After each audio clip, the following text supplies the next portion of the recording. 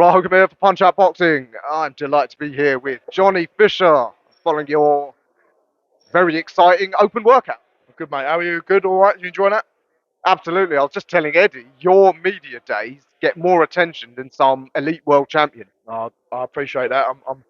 I'm very, very humbled to be in that position. I know I've got a long way to go to be where them top guys are, but yeah, it's a great feeling to have these people want to come and support, even at this early stage of my career. But give yourself credit, you and your dad, you've done that sort of auxiliary work in promoting yourself. A lot of fighters complain about how they're not getting the big fights and the attention, but it does take a bit of work with the media side. You've got to do a bit yourself and give back to the supporters because that's what people want to come. They want to buy into personality as well. The trick is not to fake who you are, though, and do it in an organic way. And a lot of fighters can do that themselves. And yeah, it's no point pointing your finger at other people saying, "Oh, I should be doing this, should be doing that." Do it yourself. Indeed. So I just noticed, are those cupping marks on your right shoulder? These are love bites, mate. I've been with the ladies, so Okay, I was a bit worried because the last fighter I saw with cupping marks was Amir Khan on his last fight. But if they're love bites, carry on. bites, mate. Don't worry about that. But they're from a Rottweiler, so it might be a problem. Gosh. All right. Well, August the 12th, I think it's fair to say that L plates come off at championship level now. Yeah, you must be buzzing. Yeah, I'm in a good place. I don't see it any different. It's another fight, 10 rounds, yeah, so I spar a little bit more. But speaking to Mark and Jimmy Tibbs, you've got to just keep doing what you're doing and forget all of the other stuff and all the noise around it. It's you fighting another man, you've got to beat him, he's going to try and beat you. So I remember when we spoke last year, you said you won't be rushed. You've got a good management team that won't allow you to be rushed just because you've got a very good profile. Um, so I guess your coaches, they're happy that you're ready for that 10 rounds if need be. Yeah, sounds like you think I'm being rushed. You think I'm being rushed? Um, well, I did ask Eddie about this. It's not that you're being rushed. I think you're absolutely capable of dealing with Harry. But once you get a title, it then brings you in the orbit of sharks. Yeah, you're in 10 round fights then forever. But that's something we've got to be careful of. And you've got to be managed correctly. And I am a fighter, I'm a boxer, and I'll fight anyone. But there is an art to making sure you develop at the correct way. But for me, all that matters, Harry Armstrong. He's enough of a shark already. He's a big shark. He's a 6'6" great white shark. So I've got to make sure I beat him first. Yeah, indeed. Did you watch his fight against Jamie T. Gavey? I haven't actually watched it. I've sparred Harry before, 4 rounds. I know what he's about. Big tough guy, fast hands, strong, very tough mentally as well. Seen him spar Billum Smith when I was in camp there. He was going to and fro with Billum Smith. So yeah, it'll be tough. He won't back down. So I've got to be on my game. This is actually an interesting. It's like an interesting fight between the two London guys, or London origins. He lives over there in Exeter. So That's what I mean. But he's born in Camden, relocated to Devon. it's a nice look. Devon. I'd probably do the same when I retire. Go down to Cornwall, Devon. Nice spot. Have a cream tea. But So it's sort of, as well as being North London v East London, it's also Exeter versus Torquay. yeah, it is. It's a bit of a local derby as well. But yeah, I'm sure we'll put on a great fight for the fans, and that's all that matters at the end of the day. Entertaining the fans, and I'm not going to take a backward step, and I'm sure he won't either. See, when you were doing the workout there, I was quite impressed on the pads. It looked like you were getting short punches off. Could that be a sign of more infighting? Could be, couldn't be. Might be a complete bluff. I don't know. You can read into what you want. But no, there's no bluffing going on here. I'm going to try and punch him in the face. He's going to try and punch me in the face. I'm just going to try and punch him more times and harder. So is Mark and Jimmy, are they really happy with you on a technical level, and that's why they want you now to put it into practice in live competition? Yeah, it's good to. With always things you've got to improve on, and they'll never be completely happy. That's why they're good coaches. You've always got things to improve on, and I know I've got loads to improve on. It's not as if I'm a finished article at the top of my game. That's the exciting thing. I've got to keep progressing, keep doing what I'm doing, and good things will happen. Are you able to reveal who you've sparred with for this camp? I sparred Fraser Clark, sparring him again tomorrow. Sparred a guy called Scott Sayward as well, big 6'8" guy. Pardon me. A couple of amateur kids, a boy from Seven Oaks called Will. He's been good sharp hand. So yeah, been a good mix of high level guys, big guys, and amateur guys with fast hands. So yeah, been good getting the sparring. So, how do you assess the heavyweight scene sort of at this purely domestic level?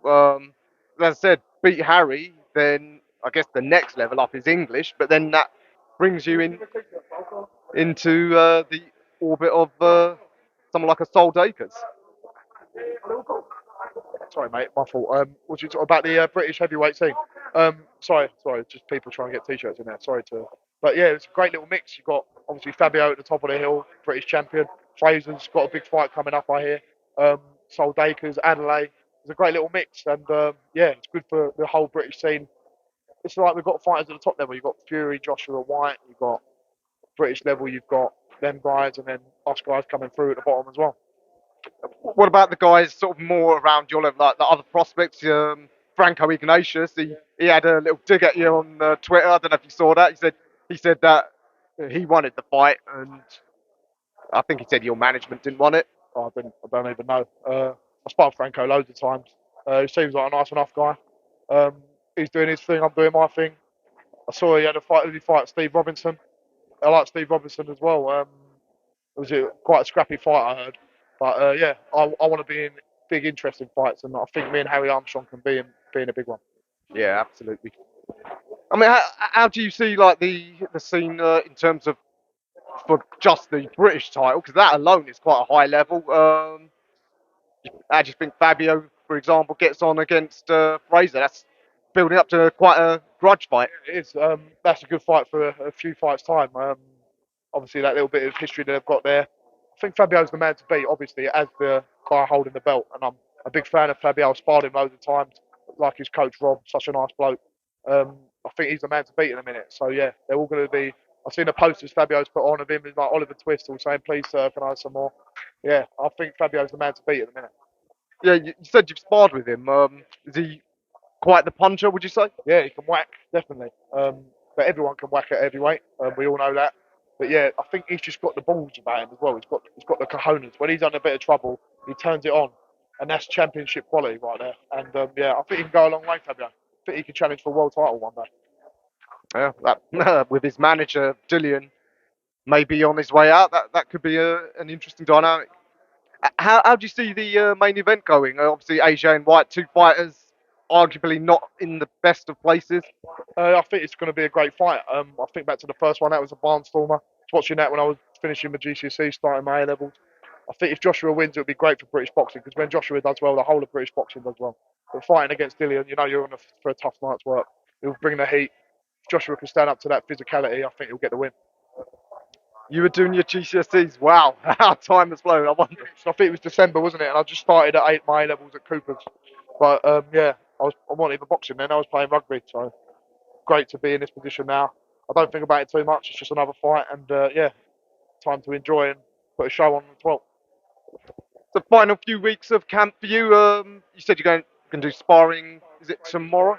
How does the final weeks of camp, as it usually pan out? Got another week of sparring after this one, and then the last week before the fight, we'll make sure that we tone it down a little bit.